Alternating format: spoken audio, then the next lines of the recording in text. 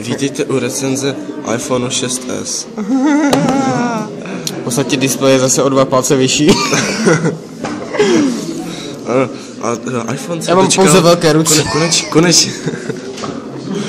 Vidíte, to je můj celý prst. Vidíte? Počkej, takhle. Raz, 2, 3, 4, 5, 7 palců.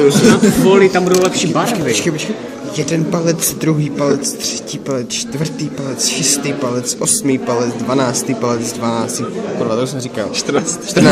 16. 16,5 palce, vidíte to? 16,5. Když se prohlédám si ještě tělo telefonu. Takže, vidíte to? Ultra tenké tělo, 0 mm. Light design, jo. Tady, Jack. Vidíte iPhone? Nevidíte iPhone. Vlastně Jack, jo, tady. Já už myslím, prostupnost Jacku je jako pohoda. Jako v pohodě, jo. Tady, toto absolutně netuším, asi to je. HTC naprosto čistě prošel Jackem iPhoneu 6s. Jo, tady toto absolutně netuším, a co to je.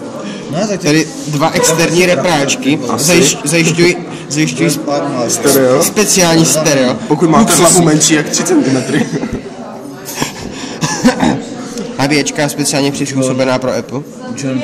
A z druhé strany. Ano.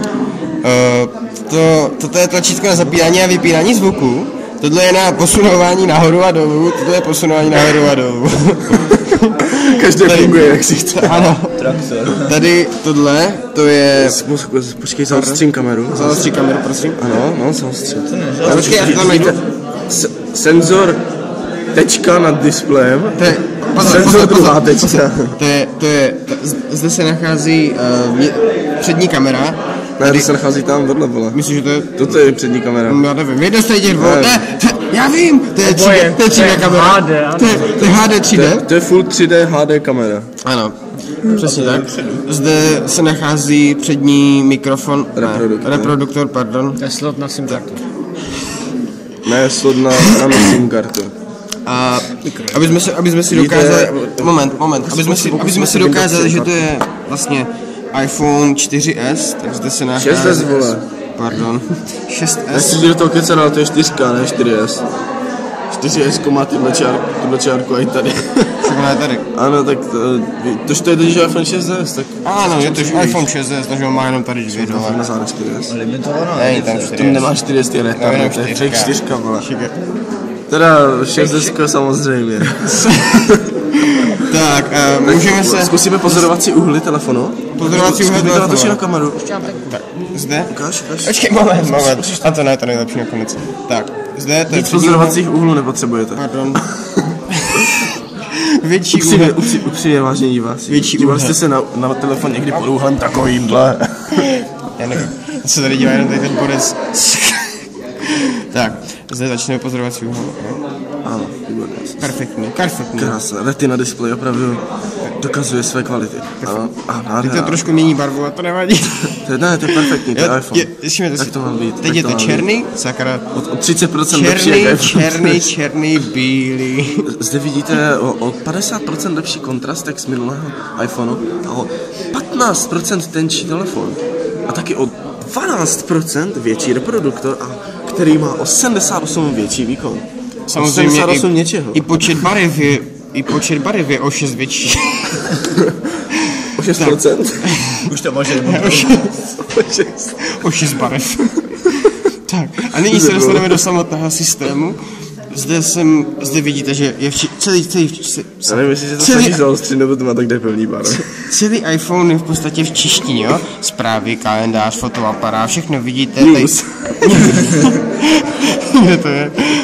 Nevím, já to nepřečtu, já to mobilu to nejde přečíst, tak je to hnus. Tady všechno, je to v češtině. Zkusím se zabrat, jestli jde vidět nějaký pixel na kameře a ten retina display. Ale tam vidíte velké hovno. Vidíte, ten retina display je prostě tak ostrý, že absolutně tady ta tvoje trapná S2 nemá šanci zabrat jakýkoliv pixel. Tak a teďka se pokusím přejednat druhou stránku. A pokud bys chtěl volat, co musíš udělat, když chceš volat s iPhonem 6s? Když si volá, tak stačí tady zmáčknout spodní tlačítko vytočit a zadám si jakékoliv číslo. A bude to volat? Jsi si tím jistý, že to bude volat, nepotřebuješ ještě něco vyndat nebo vysunout? Moment, ke všemu se dostaneme. Napíšu jakékoliv 9místné číslo, takže 7, 6, 8, pozor, 4, u 2, iPhone 3. 6 je novinka, píše se 10místné číslo. 10místné, sakra. Je to o 30% rychlejší. Kurva. Takže jeden třeba. Napíšeme random 5místné číslo. 5místné jak hajzl. Napište tam Nevidět, že jsi opravdu uživatelem iPhone. Napište tam číslo vaší banky třeba. A teďka zkusíme kol 1. Tak, pouze tísňová volání. Vidíte, tak to se nám nepovedlo. A víte proč? Protože jsme nevydělali anténu. Okay. Ještě zkusím. Anténa je o 30% tenčí. Dej tam o 20% delší. Střih. A pořád to je. Dej tam střih, si tam strčíme tu simku, víš, to pojede. Tak už to jakože funguje. A dej otáčet. Nevím sice na co je možnost kol 2. Natáčej. Jo.